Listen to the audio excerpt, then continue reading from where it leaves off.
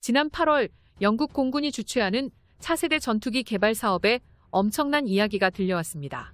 그것은 바로 영국의 국방장관인 벤 윌러스가 일본이 주최하는 F3 전투기 개발에 영국이 참여해도 얻을 게 전혀 없다, 즉 기술적 신뢰성이 일본에게는 없다는 지적이었는데요.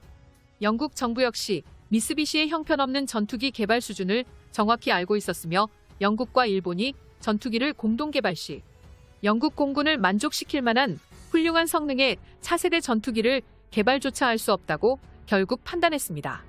이에 반해 한국의 KF-21 전투기는 일본의 F3와 비교조차 할 수 없을 만큼 정반대의 개발 상황을 보여주고 있습니다. 영국의 군사 언론이 언급한 내용에 따르면 KF-21 보람의 전투기는 5번째 시제기가 실물로 공개되었으며 3차 비행까지 성공한 사례를 언급한 후 특히 한국이 전투기 엔진 개발 과정에서 협력국을 찾고 있기에 영국 기업 롤스로이스 엔진이 한국에게 먼저 손을 내밀어 군사동맹을 체결해야 한다고 주장했습니다. 그로부터 한 달이 지난 지금 영국군은 폴란드에 이어서 한국산 K9 자주포 200문을 구매하길 검토하고 있는데요. 이것은 한국산 무기의 신뢰성을 벤 윌러스 영국 국방장관이 인정했다는 첫 번째 사례로 기록되었습니다. 이처럼 일본과 영국의 전투기 공동개발 계약 체결이 불과 한 달밖에 남기지 않은 상황에서 일본은 급속도로 열애되고 오히려 한국의 KF-21 전투기 도입 방향을 검토하고 있는 영국 정부 측은 대한민국 연구진들의 발빠른 연구와 테스트 덕에 한국으로 직접 건너와 4번째 비행을 참관할 전망인데요. 어떻게 보면 전투기를 독자 개발해 해외 수출을 성공시킨다는 계획은 한국 입장에선 당연한 계획이었습니다. 영국 정부 역시 KF-21 전투기라는 다목적 전술기로 노후화된 기체 교체를 면밀히 검토하고 있죠. 이와 관련해 국방과학연구소 방위사업청은 KF-21 전투기가 유럽까지 해외 수출을 원활하게 진행하려면 반드시 보라매에 장착할 터보팬 엔진을 독자 개발해야 한다는 견해를 밝혔습니다. 실제로 공군전력 발전 방향과 국산 해외 수출 세미나에서 방위사업청장은 KF-21 보라매가 자체 개발 성과를 넘어 유럽과 같은 국가의 해외 수출을 도전하려면 엔진과 같은 핵심 구성품 독자 개발에도 과감하게 도전해 항공 분야 세계 강국으로 한 단계 더 도약해야 한다고 말했습니다.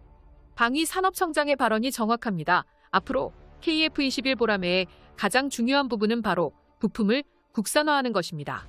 그래야만 금액적인 부분뿐만 아니라 성능 개량을 통한 업그레이드를 더욱 자세하게 진행할 수 있으며 더 나아가 세계 방산 시장에서 전투기를 판매할 수 있기 때문입니다.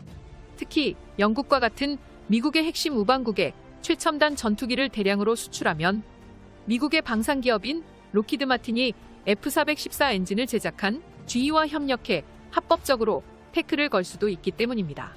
실제로 이러한 사례는 독일이 아랍에미리트에게 무기를 판매하려 했을 때 독일산 무기에 미국산 부품이 10% 포함되었다는 이유만으로 미국이 모든 계약을 일방적으로 취소시킨 사례를 보았을 때 충분히 일어날 법한 일입니다. 그러므로 전문가들은 방사청장이 KF-21 장착할 엔진을 개발해야 한다는 견해를 밝힌 것 자체가 이미 전투기 관련 엔진을 개발하고 있는 상황일 것이라고 해석하고 있는데요. 그렇지만 무기와 관련된 정보들은 극비로 분류되어 모든 것이 비밀리에 진행되고 있습니다.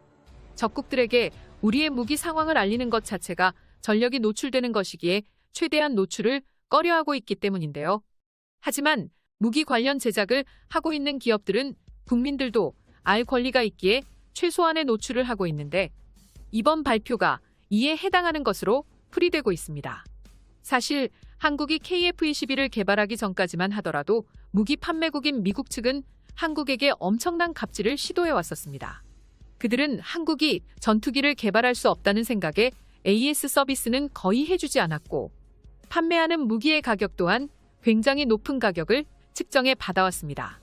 2019년 3월 당시 한국은 한 대당 1,000억 원을 들여 F-35A를 국내에 처음 들여왔지만 당시 미국 측은 보안 절차 때문에 곧바로 전투기 실물을 보여주지 않았습니다.